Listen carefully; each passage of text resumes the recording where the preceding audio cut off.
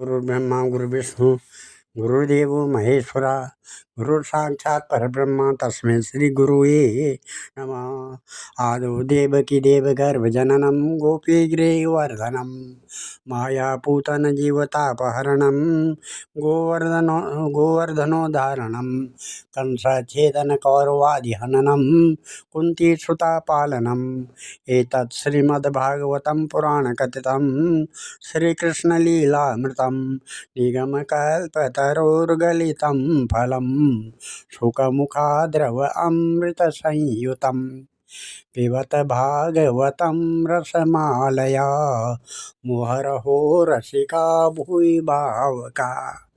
भगवान श्री कृष्ण चंद्र नारायण जी के चरण कमलों में नतमस्तक होकर के, पितृ देवताओं के चरण कमलों में नतमस्तक होकर के, गुरु श्री वेद व्यास जी, गुरु श्री आदि गुरु शंकराचार्य जी, गुरु श्री माधवाश्रम जी, गुरु श्री नारद जी, गुरु श्री सुखदेव जी, गुरु श्री श्रुति जी के चरण कमलों में नतमस्तक होकर के मैं ये श्रीमद् भागवत महापुराण के 11वें स्कंद का 21वां अध्याय शुरू करने जा रहा हूँ, जिसमें आज का प्रसंग है गुण दोष व्यवस्था का स्वरूप और रहस्य। एक गुण दोष व्यवस्था का स्वरूप और रहस्य।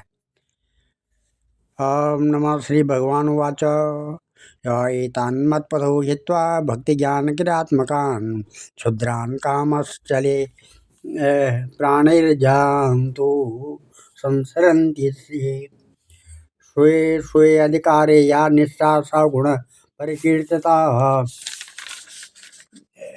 विपर्यास्तु दोष साधुर्भयोरेषा निश्चयः शुद्ध शुद्धि विधीयते समानेष्वपि वस्तुतः द्रव्यस्य चिकित्सा सम गुण दोषो शुभाशुभो धर्मार्थ व्यवहार्थं च यात्रा अर्थमितं च नगा दर्शितोऽयं मयाचारो धर्म उद्वहतं धुरम् भूम्यां वाग्न्यानिलाकाशा भूतानां पंचधातवा आब्रह्मस्थावरादीनां शारीरा आत्मसंयुता वेदेन नाम रूपाणि विषमाणि समेष्वपि धातुषोद्भव कल्पन्ते तेषां स्वार्थसिद्धे देशकालादिभावानां वस्तूनां मम सत्तमा गुणदोषो विधीयते नियमार्थं हि कर्मणाम् अकृष्णसारो देशानां ब्रह्मणो शुचिर्भवेत् कृष्णसाराप्यसो वीरा कीकटान् संस्कृतेर्निनां कर्मण्य गुणवान् कालो द्रव्यता स्वत एव वा यतो निवर्तते कर्म सादोषो कर्मक संस्मृता द्रव्यस्य शुद्धि च द्रव्येण वचनेन च संस्कारेणाथ कालेन महत्वा अल्पयाथवा शक्त्याथवा बुद्ध्या समृद्ध्या च यदात्मने अगम कुर्वन्ति हि यथा देशावस्थानुसारता। भगवान श्री कृष्ण कहते हैं कि प्रिय उद्धव, मेरी प्राप्ति के 3 मार्ग हैं, भक्ति योग, ज्ञान योग और कर्म योग। जो इन्हें छोड़कर चंचल इंद्रियों के द्वारा क्षुद्र भोग भोगते रहते हैं, वे बार बार जन्म मृत्यु रूप संसार के चक्कर में भटकते रहते हैं। अपने अपने अधिकार के अनुसार धर्म में दृढ़ निष्ठा रखना ये गुण कहा गया है और इसके विपरीत अनधिकार चेष्टा करना दोष है। तात्पर्य यह है कि गुण और दोष दोनों की व्यवस्था अधिकार के अनुसार की जाती है, किसी वस्तु के अनुसार नहीं।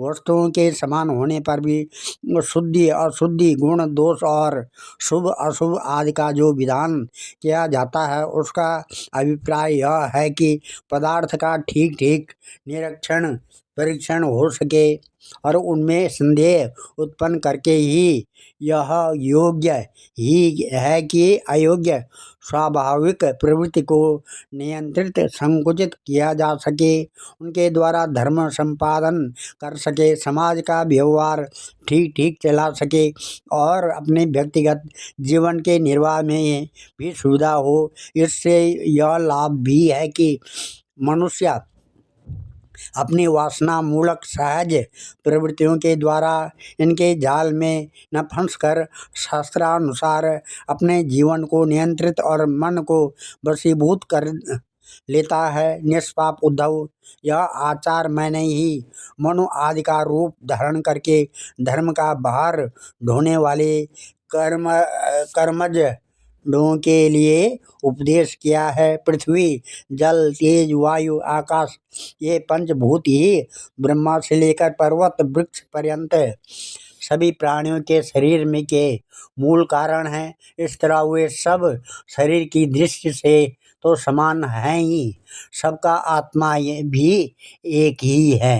प्रिय उद्धव, यद्यपि सबके शरीरों के पंचभूत समान हैं, फिर भी वेदों ने इनके वर्णाश्रम आदि अलग अलग नाम और रूप इसलिए बना दिए हैं कि ये अपनी वासना मूलक प्रवृत्तियों को संकुचित करके नियंत्रित करके धर्म, अर्थ, काम, मोक्ष इन चार पुरुषार्थों को सिद्ध कर सके। साधु श्रेष्ठ देश, काल, फल, निमित्त, अधिकारी और धान्य आदि वस्तुओं के गुण दोषों का विधान भी मेरे द्वारा इसलिए किया गया है कि कर्मों में लोगों की उच्छृंखल प्रवृत्ति न हो, मर्यादा का भंग न होने पावे। देशों में वह देश अपवित्र है जिसमें कृष्ण सार मृग न हो और जिसके निवासी ब्राह्मण भक्त न हो। कृष्ण सार मृग के होने पर भी केवल उन प्रदेशों को छोड़कर जहाँ संत पुरुष रहते हैं कीकट देश अपवित्र ही है। संस्कार रहित और ऊसर आदि स्थान भी अपवित्र ही होते हैं। समय वही पवित्र है जिसमें कर्म करने योग्य सामग्री मिल सके तथा कर्म भी हो सके। जिसमें कर्म करने की सामग्री न मिले, आगंतुक दोषों से अथवा स्वाभाविक दोष के कारण जिसमें कर्म ही न हो सके, वह समय अशुद्ध है।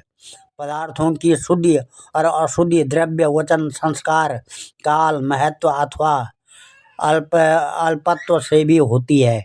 जैसे कोई पात्र जल से शुद्ध और मूत्र आदि से अशुद्ध हो जाता है, किसी वस्तु की शुद्धि और अशुद्धि में शंका होने पर ब्राह्मणों के वचन से वह शुद्ध हो जाती है, अन्यथा अशुद्ध रहती है। पुष्प आदि जल छिड़कने से शुद्ध और सूंघने से अशुद्ध माने जाते हैं। तत्काल का पकाया हुआ अन्न शुद्ध और बासी अशुद्ध माना जाता है। बड़े सरोवर और नदी आदि का जल शुद्ध और छोटे गड्ढों का अशुद्ध माना जाता है। इस प्रकार क्रमशः समझ लेना चाहिए। शक्ति, आसक्ति, बुद्धि और वैभव के अनुसार भी पवित्रता और अपवित्रता की व्यवस्था होती है। उसमें भी स्थान और उपयोग करने वाले की आयु का विचार करते हुए ही अशुद्ध वस्तुओं के व्यवहार का दोष ठीक तरह से आंका जाता है। जो जैसे धनी, दरिद्र, बलवान, निर्बल, बुद्धिमान, मूर्ख, उपद्रवपूर्ण और सुखद देश तथा तरुण एवं वृद्धावस्था के भेद से शुद्धि और अशुद्धि की व्यवस्था में अंतर पड़ जाता है।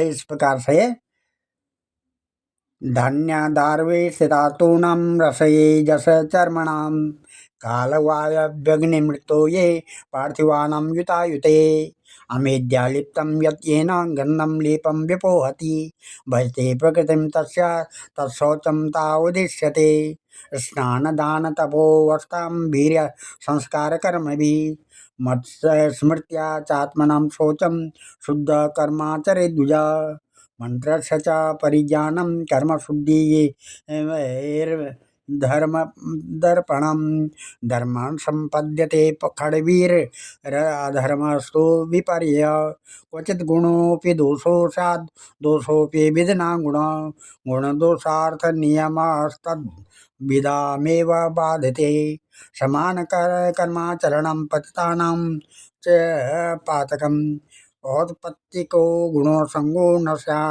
स्यान्पत्यतः यतो यतो निवर्तेत विमुच्यते ततस्ततः एष धर्मो नृणां क्षेम शोकमोहाभयापः विषयेषु गुणाध्यासात् पुंससङ्गस्ततो भवेत् संगास्तत्र भवेत् कामदेव कलिर्नृणां कलिर्दुर्विषय क्रोधस्तमसा तमनो वर्तते तमसा ग्रस्यते पुंसा चेतना व्यापनिर्धृतं तया विरहिता साधु जंतु शून्यास कल्पते ततोऽस्य स्वार्थविभ्रंशो मूर्छितस्य मृतस्य च विषयाभिनिवेशेन नात्मानं वेदना परं वृक्षजीविकया जीवनं व्यर्थ वस्त्रेव श्वसन।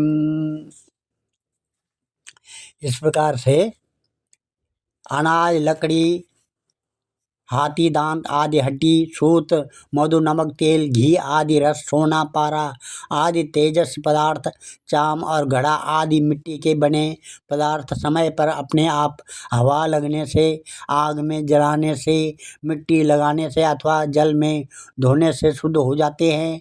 देश काल और अवस्था के अनुसार कहीं जल मिट्टी आदि शोधक सामग्री के संयोग से शुद्धि करनी पड़ती है तो कहीं कहीं एक एक से भी शुद्धि हो जाती है। यदि किसी वस्तु में कोई अशुद्ध पदार्थ लग गया हो तो छिलने से व मिट्टी आदि मिलने से जब उस पदार्थ की गंध और लेप न रहे और वह वस्तु अपने पूर्व रूप में आ जाए तब उसको शुद्ध समझना चाहिए। स्नान दान तपस्या वह सामर्थ्य संस्कार कर्म और मेरे स्मरण से चित्त की शुद्धि होती है। इनके द्वारा शुद्ध होकर ब्राह्मण क्षत्रिय और वैश्य को विहित कर्मों का आचरण करना चाहिए। गुरु मुख से सुनकर भली भांति हृदय अंगम कर लेने से मंत्र की और मुझे समर्पित कर देने से कर्म की शुद्धि होती है। उद्धव जी, इस प्रकार देश काल पदार्थ कर्ता मंत्र और कर्म इन छहों शुद्ध होने से धर्म और अशुद्ध होने से अधर्म होता है। कहीं कहीं शास्त्र विधि से गुण दोष हो जाता है और दोष गुण जैसे ब्राह्मण के लिए संध्या बंदन गायत्री जप आदि गुण हैं परंतु शूद्र के लिए दोष है और दूध आदि का व्यापार वैश्य के लिए विहित है परंतु ब्राह्मण के लिए अत्यंत निषिद्ध है। एक ही वस्तु के विषय में किसी के लिए गुण और किसी के लिए दोष का विधान गुण और दोषों की वास्तविकता का खंडन कर देता है और इसमें यह निश्चय होता है कि गुण दोष का यह भेद कल्पित है।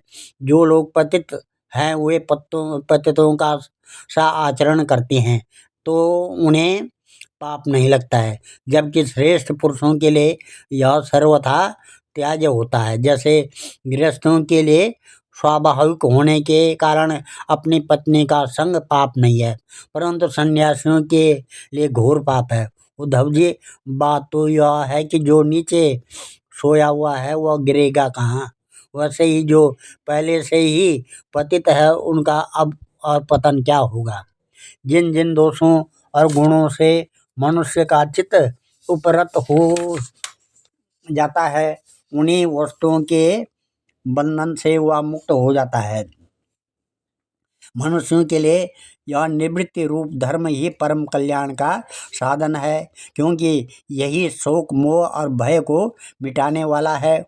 उद्धव जी, विषयों में कहीं भी गुणों का आरोप करने से उस वस्तु के प्रति आसक्ति हो जाती है। आसक्ति होने से उसे अपने पास रखने की कामना हो जाती है और इस कामना की पूर्ति में किसी प्रकार की बाधा पड़ने पर लोगों में परस्पर कलह होने लगता है।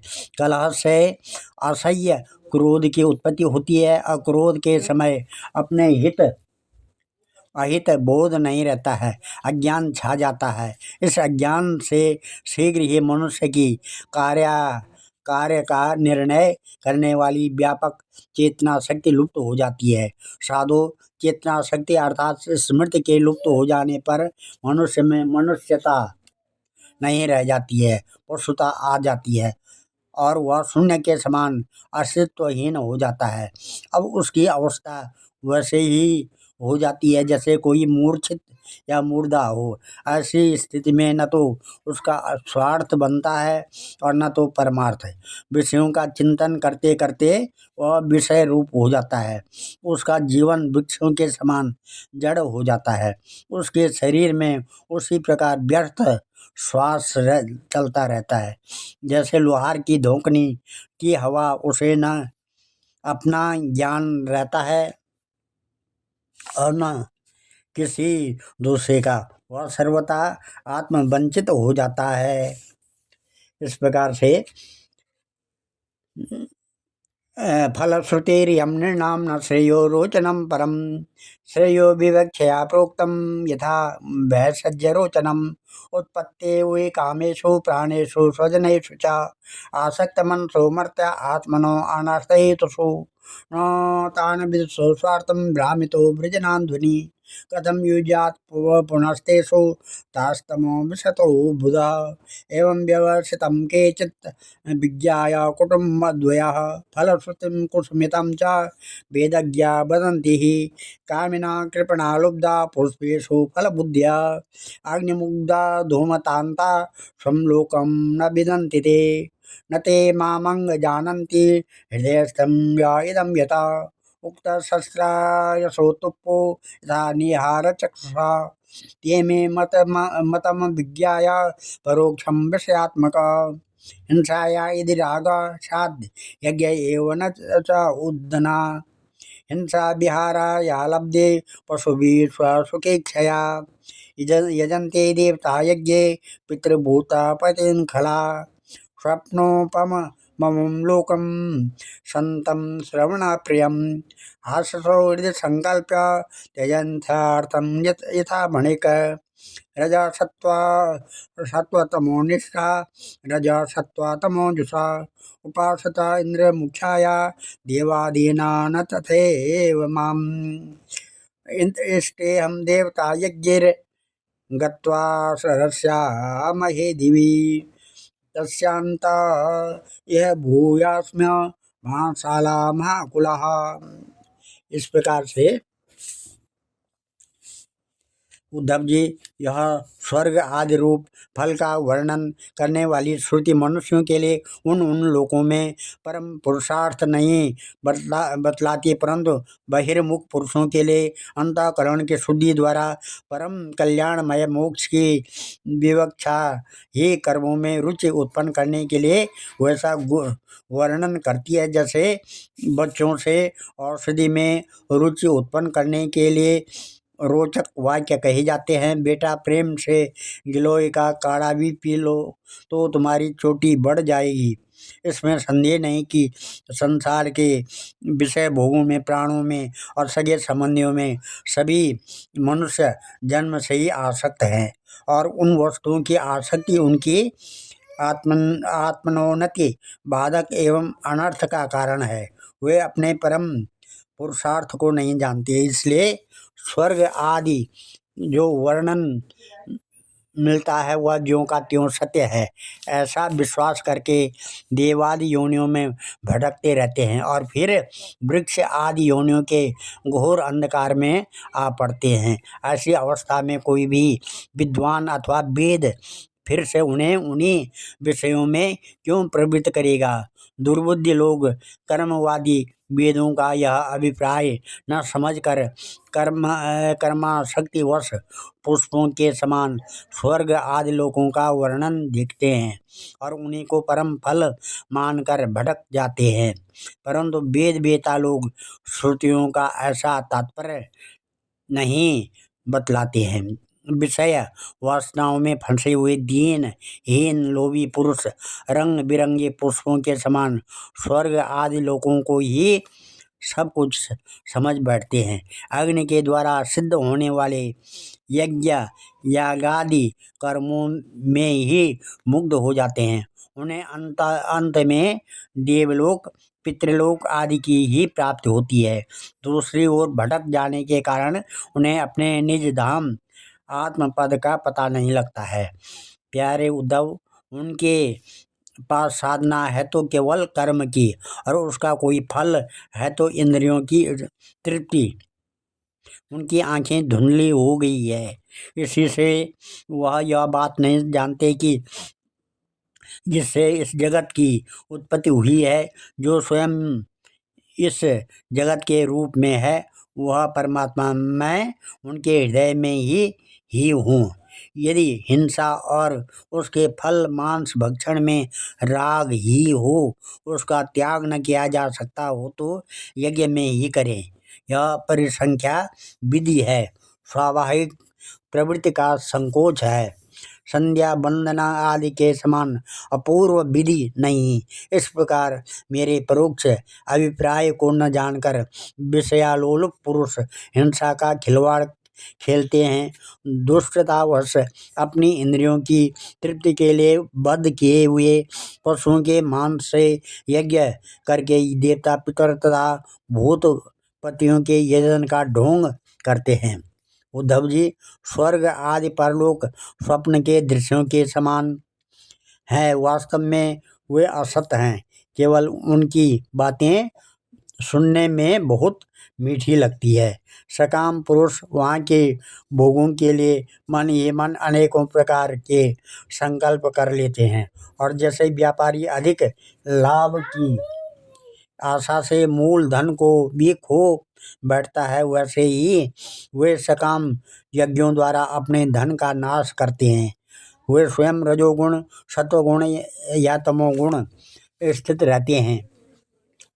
रजोगुणी सत्वगुणी अथवा तमोगुणी इंद्रादि देवताओं की उपासना करते हैं। वे उन्हीं सामग्रियों से उतने ही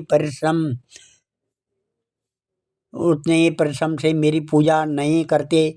वे जब इस प्रकार की पुष्पिता वाणी रंग बिरंगी मीठी मीठी बातें सुनते हैं कि हम लोग इस लोक में यज्ञों के द्वारा देवताओं का यजन करके स्वर्ग में जाएंगे और वहाँ दिव्य आनंद भोगेंगे, उसके बाद जब फिर हमारा जन्म होगा तब हम बड़े कुलीन परिवार में पैदा होंगे, हमारे बड़े बड़े महल होंगे और हमारा कुटुंब बहुत सुखी और बहुत बड़ा होगा। तब उनका चित्त क्षुब्ध हो जाता है और उन हिकड़ी जताने वाले घमंडियों को मेरे संबंध की बातचीत भी अच्छी नहीं लगती है। एवं पुष्पितया वाचा व्याख्येत्तमनुसरणं मानिनं च ते स्तब्धानां मदवार्तापि न रोचते।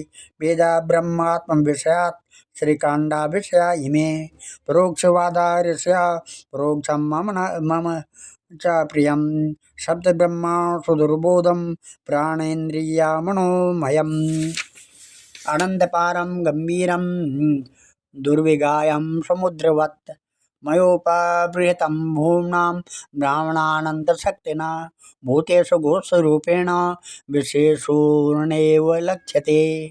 यथोर्णनाभिर्हृदया ऊर्णाम् उपध्वन्यते मुखात् आकाशात् घोषवान् प्राणो मनसा स्पर्शरूपिणा छन्दोमयोमृतमय सहस्रपदवीं प्रभु ओंकाराद्व्यञ्जितः स्पर्श सुरोष्मान्तं सभूषतां विचित्रभाषा विततां छन्दो विचतुरुत्तरे अनन्तपारं बृहतीं सृजति क्षेपते स्वयं गात्रोष्णी अनुष्टुप च बृहति पंक्तिरेव च त्रिष्टुप जगत्या जय छंदो ह्यात्रिष्ट्यादि जगत विराट। इस प्रकार से उद्धव जी, वेदों में 3 कांड है, कर्म, उपासना और ज्ञान। इन तीनों कांडों के द्वारा प्रतिपादन विषय है ब्रह्म और आत्मा की एकता। सभी मंत्र और मंत्र दृष्टा ऋषि इस विषय को खोलकर नहीं, गुप्त भाव से बतलाते हैं और मुझे भी इस बात को गुप्त रूप से कहना भी ही अभिष्ट है। वेदों का नाम है शब्द ब्रह्म, वे मेरी मूर्ति है, इससे उनका रहस्य समझना अत्यंत कठिन है। वह शब्द ब्रह्म पर प्रशांति और मध्यमा वाणी के रूप में प्राण, मन और इंद्रियमय है, समुद्र के समान सीमा रहित और गहरा है। उसकी था लगाना अत्यंत कठिन है। इसी जैमिनी आदि बड़े बड़े विद्वान भी उसके तात्पर्य का ठीक ठीक निर्णय नहीं कर पाते। उद्धव, मैं अनंत शक्ति संपन्न एवं स्वयं अनंत ब्रह्म हूँ। मैंने ही वेदवाणी का विस्तार किया है। जैसे कमल नाल में पतला सा स्रोत होता है, वैसे ही वह वेदवाणी प्राणियों के अंतःकरण में अनाहत नाद के रूप में प्रकट होती है। भगवान हिरण्यगर्भ स्वयं वेद मूर्ति एवं अमृतमय है। उनकी उपाधि है प्राण और स्वयं अनाहत शब्द के द्वारा ही उनकी अभिव्यक्ति हुई है। जैसे मकड़ी अपने हृदय से मुख द्वारा जाला उगलती है और फिर निगल लेती है, वैसे वे स्पर्श आदि वर्णों का संकल्प करने वाली मन रूप निमित्त कारण के द्वारा हृदय आकाश से अनंत अपार अनेकों मार्गों वाली बैखरी रूप वेदवाणी को स्वयं ही प्रकट करते हैं और फिर उसे अपने में लीन कर लेते हैं। वह वाणी हृदयगत सूक्ष्म ओंकार द्वारा अभिव्यक्त स्पर्श क से लेकर म तक 25 स्वर और अ से औ तक 9 और उष्मा स स ह और अंतस्थ य र ल व इन वर्णों से विभूषित है। उसमें ऐसे छंद हैं जिनमें उत्तरोत्तर 4 वर्ण बढ़ते जाते हैं और उनके द्वारा विचित्र भाषा के रूप में यह विस्तृत हुई है। 4 अधिक वर्णों वाली छंदों में से कुछ ये हैं: गायत्री, उष्णिक, अनुष्टुप, बृहति, पंक्ति, त्रिष्टुप, जगति, अति छंद, अत्येष्टि, अति जगति और विराट।